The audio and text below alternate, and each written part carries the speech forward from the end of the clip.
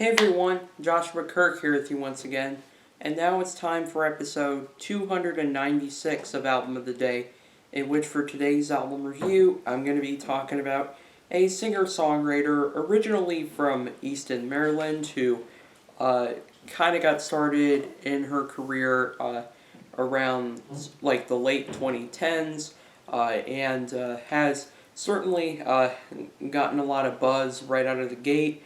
And with this new album, she's really trying to make a name for herself as one of the pivotal figures in this current wave of female singer-songwriters in the mainstream.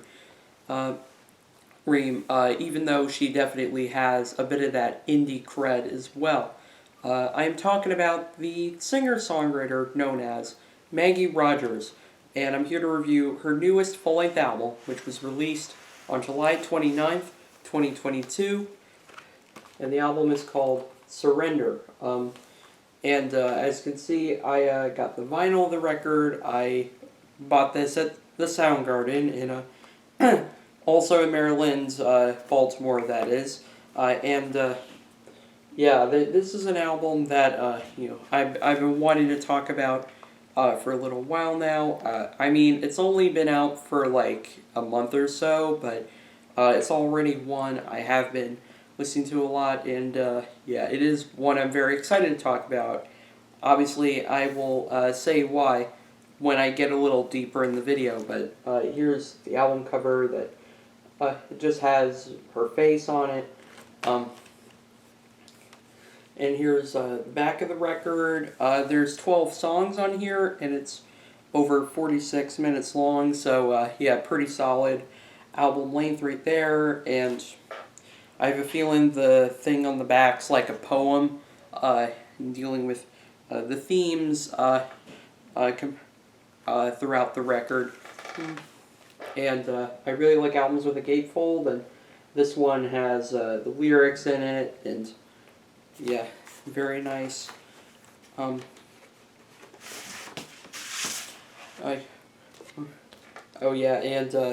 vinyl sleeve has all these like photos of her, like different shots.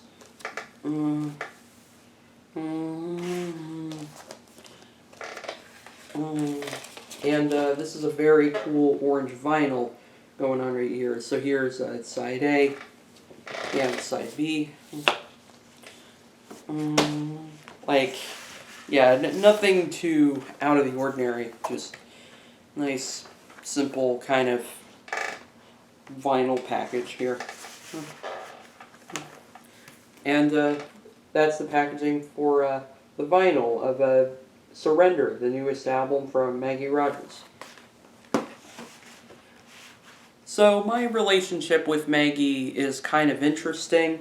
My introduction to her was seeing her perform on Saturday Night Live back in 2018, and I was honestly pretty underwhelmed by the performance. I mean, she seemed cool, like, as an artist, and, like a pretty respectable person, too, but,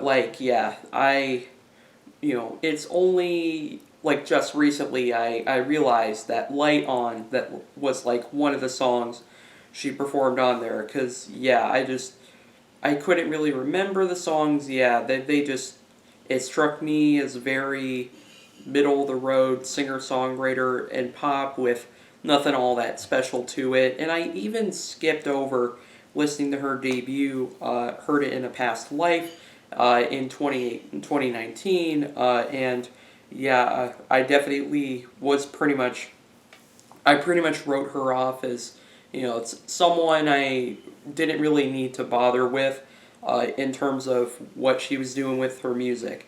But ever since then, Maggie's done some interesting things that have definitely piqued my interest more. For example, in late 2020, she, along with Phoebe Bridgers, covered the Goo Goo Dolls' iconic song Iris. And while it was not a cover that I particularly loved, it was the first time I was really convinced that Maggie isn't fucking around. She's actually pretty legit as an artist and a singer, even though I know that song was not an original. Um, and I've been intrigued with this whole like album cycle as well, which kind of began in spring, but it wasn't until like around June, and she dropped the song "Want Want" that I was finally kind of actively sort of following what was going on, and I thought the singles for this album were incredible and really showed a lot of potential. And yeah, I would say this was my most highly anticipated album of the year. It was one where I had like sky high expectations because of the promise that these singles and like kind of her statements about the record were kind of setting it up to be, and holy shit, this record, it absolutely is so sweet whenever an album actually exceeds every single expectation you have for it, and just Maggie did that in spades with Surrender. Like this album, I definitely knew she had potential before, but it's just now with this record, I am just like, okay, I get it now. This record definitely expands her sound in some really incredible ways. I mean, she's not reinventing the wheel or anything, even as she's bringing in more kind of rock elements and definitely bringing in a punchier, slightly heavier sound on this new record compared to the slightly more low key kind of indie pop sounds of her older stuff. But she manages to just like take her skills and just totally like build upon them and take them to the next level as a singer, a songwriter, and all around like performer and kind of creative genius in a way. We kick things off with Overdrive, which I think is a nice low-key way to sort of ease the listener into the album they're about to listen to. It has like a trip-hop bass line and kind of spaced out like pianos and drums and synths as well. Interesting little vocal loops going on too, and immediately when her voice comes in, I am just pulled in and I get chills right away. And yeah, it's the song sort of deals with how we've kind of been stuck in our own little holes like the last couple of years, and how we just kind of desire that feeling of overdrive, like that energy that we've been missing for so long. And yeah, it's pretty much teasing the kind of tale of self-discovery that this album very much reflects on. But once we get to That's Where I Am, that's where the punch really starts to come through, and I really like some of the lyrics on here, like, that woman you once dated, I couldn't relate to her glitter and furs,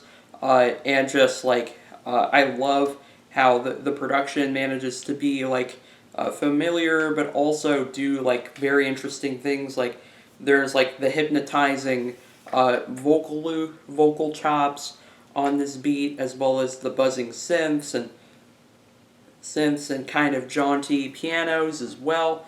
And vocally, she just absolutely kills it as she's sort of singing about how even in those moments where someone isn't physically right next to us, they're we're always with them because they really mean a lot to us. And yeah, it's just sung so well, and I just love how right immediately after the first song, this is where like the energy really kicks in, and it only gets better from there. Especially since the following song, Want Want, is hands down, I think, not only the best song on the album in my opinion, but probably so far my favorite song of the year overall. It's just from the moment I first heard it to like listening to it now on vinyl, yeah, it's just a song that never fails to have me floored, just with the pulsating drums, the thick guitar and synth textures, some weird, quirky little synth passages in the second verse that I find quite refreshing, and also like the lyrics, which are definitely uh, take a, which is where the album takes a more sexually charged turn, but not in a way that like comes off awkward or too on the nose. Like it actually still feels relatable, and just the way it's sung is just like, oh, chef's kiss. Like just how she just belts it out on this song, and like even that moment where she hits that really high register before the second half of the second chorus. Yeah, that is pretty phenomenal, I must say.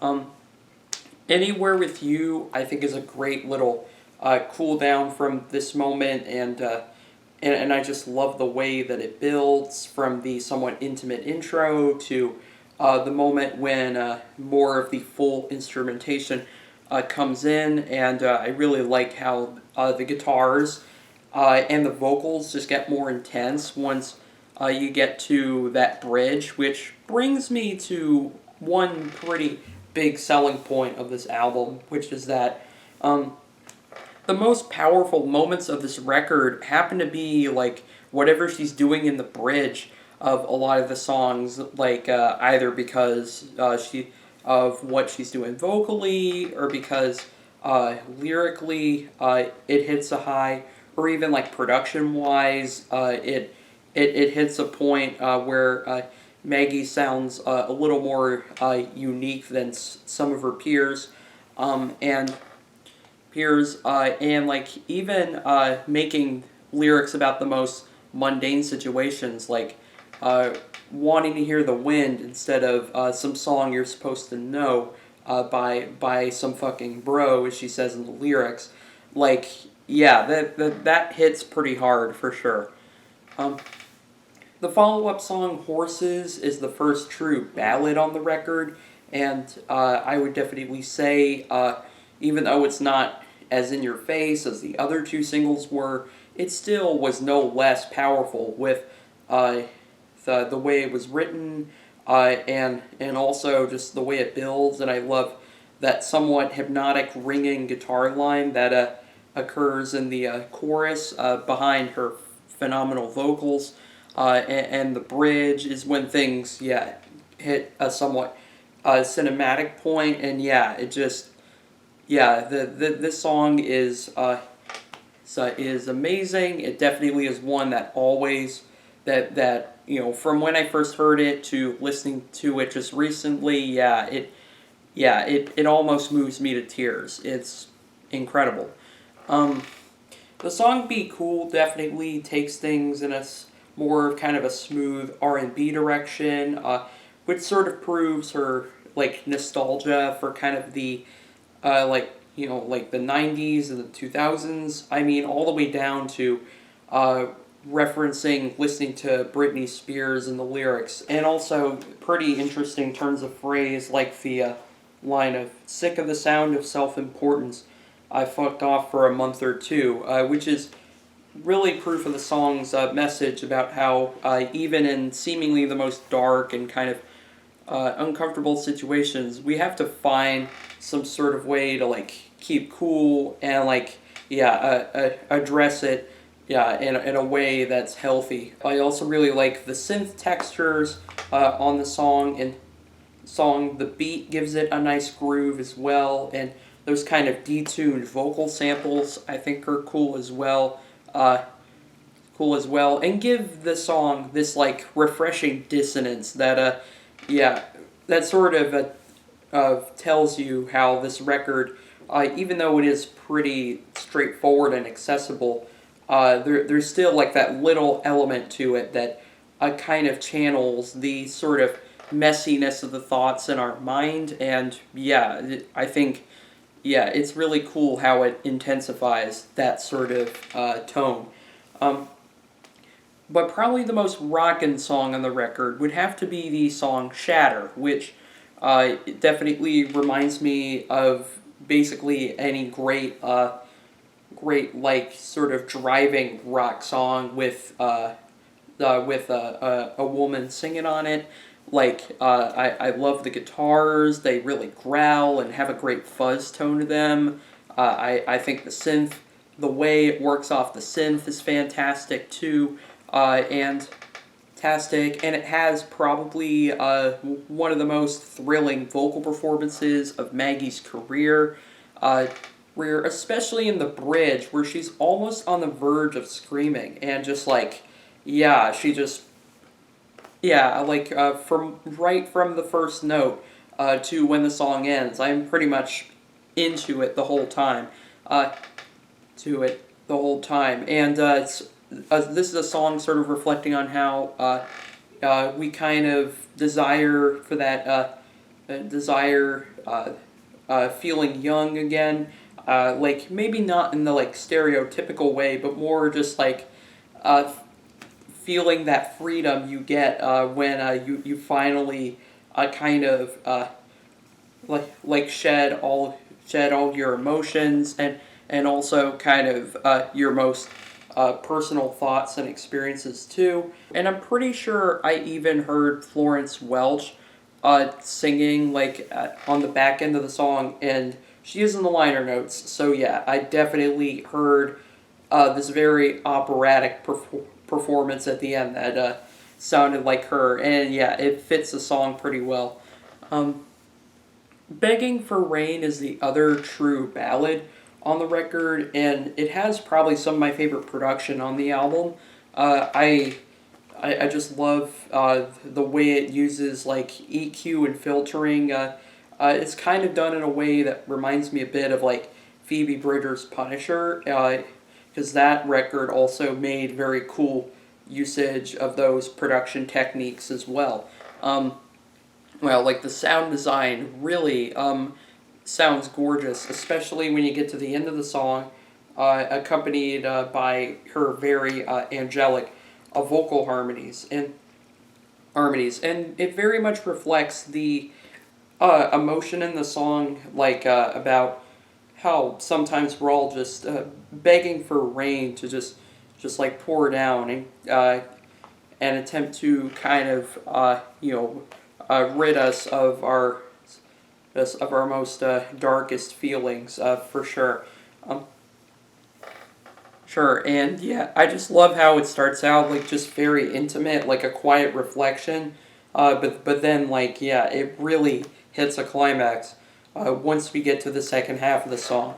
Then there's the song "I Got a Friend," which is definitely which is definitely the most stripped back song on the record, and it kind of has this like quaint little a folk, somewhat country vibe to it with the jaunty pianos and the acoustic guitars, as well as the cute little studio chatter in the background, which sometimes something like that is the sort of thing that wouldn't exactly add to the song, but in reality, it actually does a good job adding to this whole vibe and kind of message in the song, which is about how we all have those friends who have been through very complex experiences like us, and how that just kind of unites us and makes us even better friends in the end.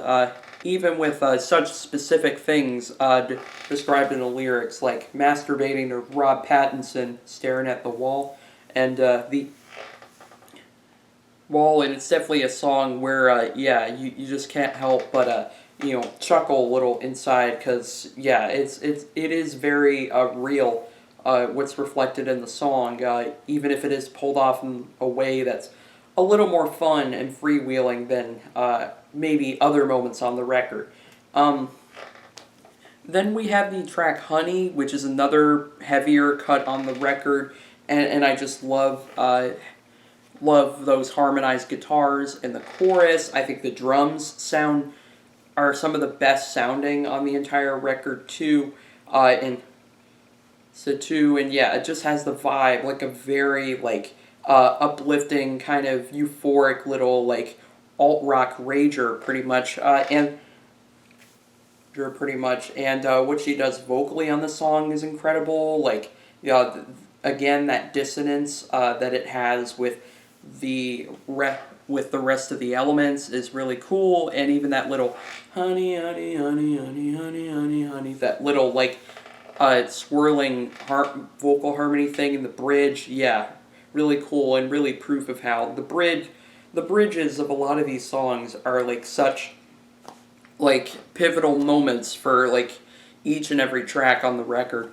Um, then we have the track Symphony that also has some pretty creative production elements going on. Like there's that hypnotic little do do do do do do do, that little like synth melody playing over top of the more straightforward instrumentation, as well as kind of detuned choir samples on here too, and even with a little like tempo change near the end, it really does feel like her own symphony, and that she's bringing you into her world, which I know on paper is a kind of cliched, familiar concept, but she pulls it off in a way that's just like still like very powerful and emotionally relatable, and just the way that choir sample plays in the bridge as she's singing about like seeing a therapist to like take care of her issues. Like, yeah, again, very much, I know I've said that a lot in this video, but like it very much reflects on how there are these little imperfections we kind of have in our thoughts that sort of make us who we are in the end.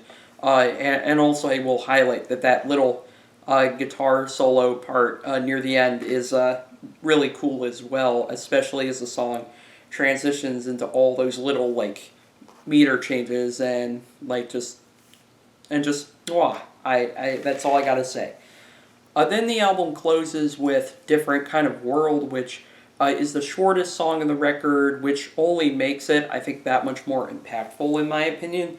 And I think it's cool how it starts out sort of like a quiet little reflection with the acoustic guitars, and then we introduce more like organ and electric guitar in the mix too, as she's singing about how she's sort of feels fear for like the uncertainty going on in the world, but how when we're writing all together, it's a different kind of world.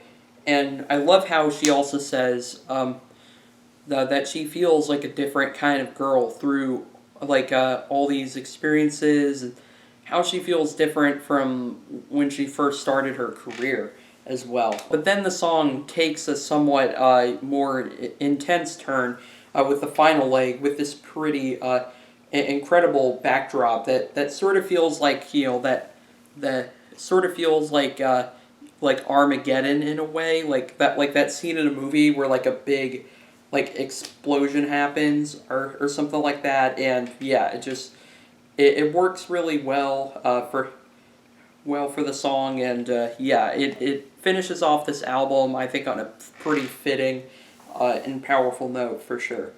And yeah, I just as you could tell from this review, I absolutely love this album. I don't really have much in the way of negative to say about it. I mean, I would say Maggie isn't necessarily a groundbreaker when it comes to genre or like the kind of music she's playing.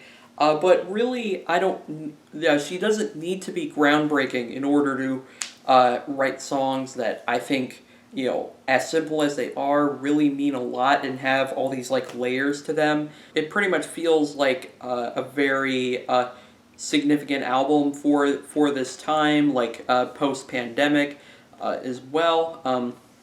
And I would say I do prefer listening to this album like in the car as opposed to like listening to it now on vinyl. I mean, it sounds really good on vinyl, I will give it that, but just I feel like this album hits a little harder for me emotionally when I'm in the car, and just sort of like it adds to the adrenaline aspect of the record really well. This isn't necessarily a sit down record. I mean, even the ballads on here definitely, definitely are not the sort of thing you would just like, listen to.